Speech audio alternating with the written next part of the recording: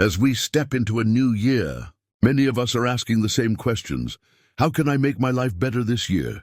Should I earn more money, work harder to climb the career ladder? Or should I focus on building a more peaceful life? But we're missing the real question. What is true wealth? Is it material possessions or is it inner peace? Today, we'll explore this question through the lens of Stoic philosophers. The biggest enrichment you can give me is to follow my channel. Thank you for following my channel. How can we apply the wealth philosophy of Marcus Aurelius, Seneca, Epictetus, and Zeno to the modern world? Their profound perspectives on life can guide us even amidst today's chaos. But we'll not only discuss ancient wisdom, we'll also look at modern examples to redefine what it means to be truly wealthy. Ready? Let's begin.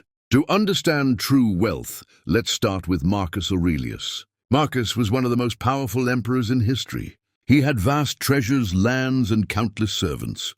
Yet, Marcus knew that wealth came not from external possessions, but from internal virtues. In his meditations, he wrote, "Focus on what you have, not on what you lack. Wanting more only leads to unhappiness."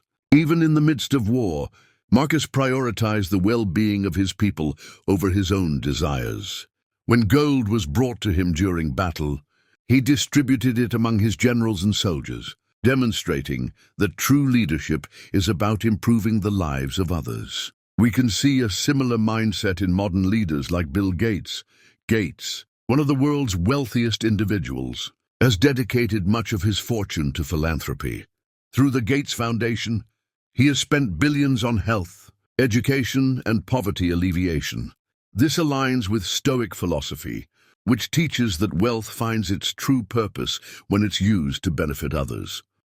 Seneca's story teaches us about the balance between wealth and responsibility. As one of the wealthiest men in ancient Rome, Seneca saw wealth as a tool, not an end in itself. He believed that if misused, wealth could enslave you.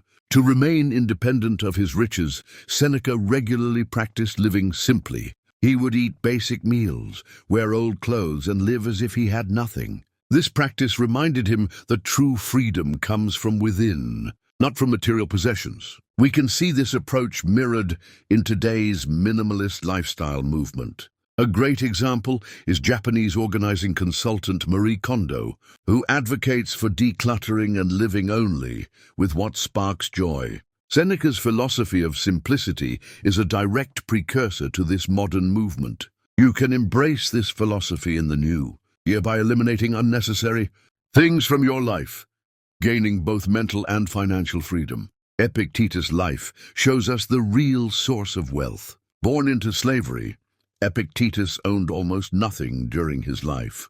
Yet this did not stop him from achieving spiritual freedom. For Epictetus, wealth wasn't about what you owned, but how you perceived what you had. When his leg was broken by his master, he famously remarked, "My leg is broken, but my spirit remains free." This teaches us that material losses or physical hardships cannot weaken inner strength. In the modern world, we see similar resilience in entrepreneurs like Elon Musk. Musk has repeatedly risked his fortune to rebuild and invest in groundbreaking projects like Tesla and SpaceX. Like Epictetus, Musk focuses on what he can control and doesn't waste energy on what he cannot. This is a clear application of Stoic thinking in today's world. Zeno's story reminds us that wealth is fleeting, but wisdom and virtue are everlasting. After losing all his wealth in a shipwreck, Zeno famously said, "I made a prosperous voyage when I suffered shipwreck." This loss marked the beginning of his journey into philosophy and led him to establish Stoicism. Zeno's story teaches us that adversity can be a catalyst for personal growth. A modern example of this mindset is J.K. Rowling, the author of Harry Potter. Before writing her globally renowned series, Rowling was nearly penniless, yet those hardships fueled her creativity, ultimately making her one of the most successful authors of all time. Like Zeno, Rowling turned her losses into opportunities. So how can we apply this ancient wisdom to the modern world? Here are some suggestions. 1. Invest in yourself. As the Stoics said, knowledge is the greatest wealth. In the new year, create a learning plan to improve your financial literacy. Acquire new skills or grow personally. This will bring both material and spiritual riches. 2. Achieve financial independence. Control your expenses, save consistently, and reduce unnecessary debt. This will pave the way to true freedom. 3. Simplify your life. Learn to live with less. Focus on what truly matters and let go of excess. 4. Contribute to society. Wealth isn't just about personal gain. It's about creating value for others. Whether through charitable work, innovative ideas, or community service, aim to make a positive impact. A new year is a new beginning. But remember, true wealth isn't in your bank account, it's in your mind and your heart.